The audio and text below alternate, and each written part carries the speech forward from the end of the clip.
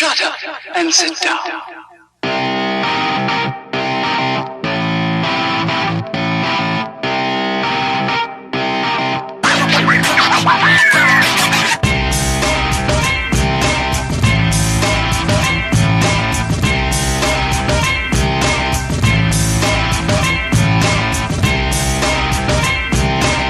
What's the story, Internet?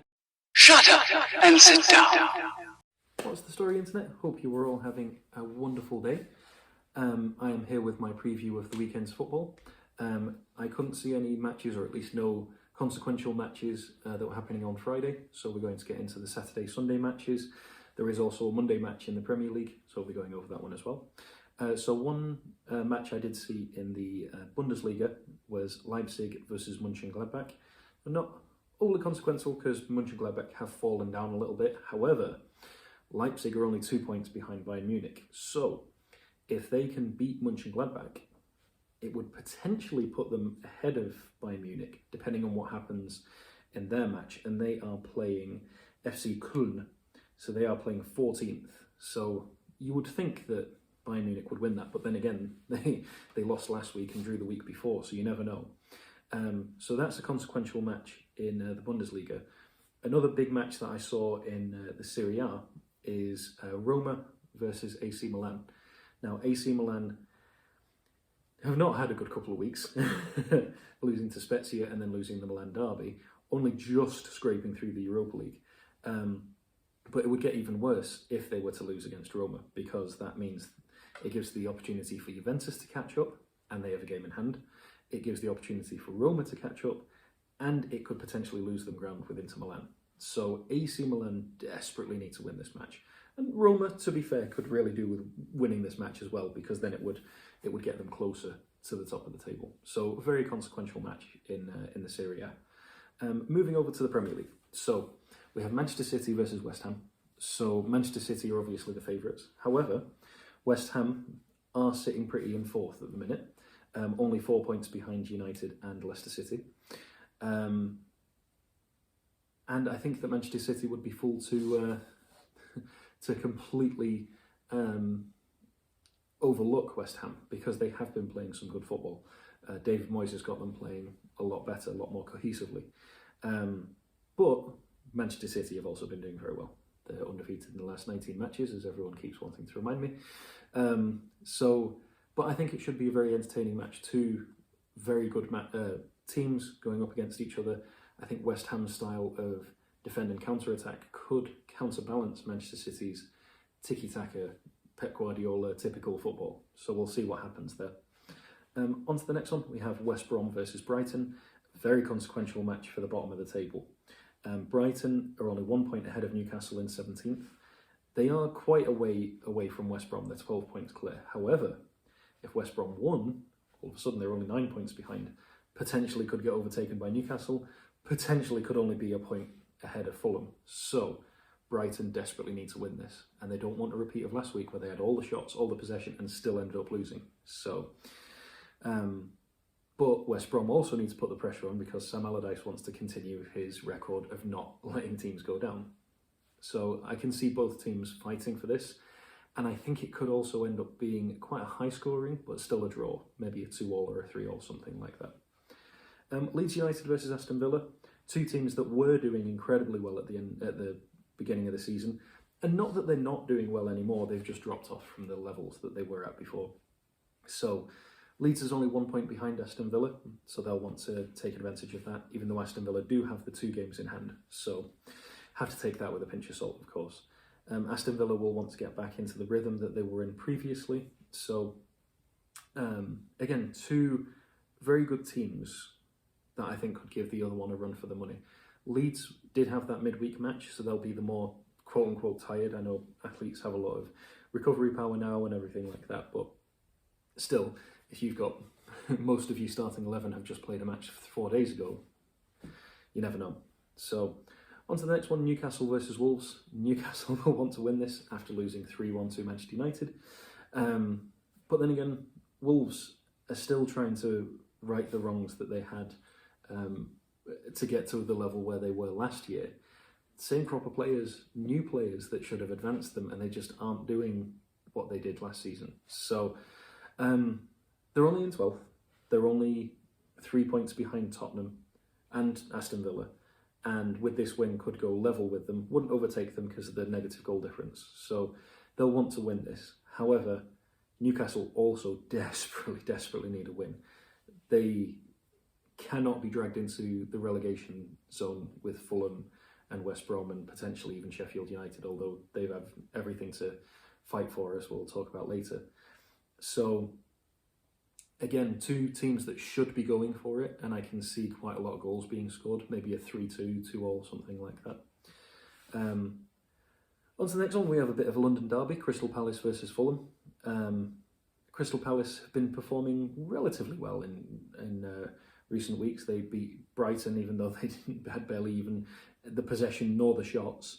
And they did lose 3-0 to Burnley, so maybe not well, but they've been up and down. They beat Brighton, a team that's there or thereabouts where they are.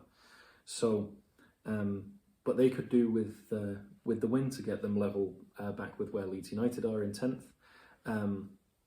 And as I keep mentioning, they don't want to be dragged into that relegation battle, so they need the points. Fulham desperately need the points though, and I can see them battling all out for it, because they need to get the 3 points to draw them level with Newcastle. As it stands, Newcastle could obviously win and go further, but they need to keep pace, and they also need to keep West Brom at arm's length, because otherwise they'll be dragged below them.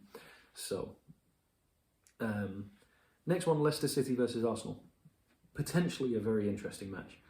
Leicester City were knocked out of the Europa League, so they'll want to right those wrongs. Arsenal progressed in the Europa League, however, they want to stop themselves from being in 11th. They want to progress, get back to their more natural 4th. But yes, Leicester City are in 3rd, so it's going to be a tough match for Arsenal. But Arsenal aren't just going to sit down and take it, because they have the likes of Saka, they have the likes of Aubameyang, players that are getting into form at the moment. So Leicester have to be very careful as well. I think that this is going to be quite a boring match. I think they're going to cancel each other out, and I think it's going to be a smash and grab, maybe a 1-0, 2-1, something like that. Tottenham versus Burnley. Normally you would say that Tottenham would be the favourites here. However, even though they did beat Austrian Wolfsburg 8-1 on aggregate in midweek, they have been just doing dire at the moment. They lost 2-1 to West Ham. Previous to that, where's the other result? They lost 3-0 to City. They're just on an absolutely incredible losing streak at the moment. In fact, if we look at their record, loss, win, loss.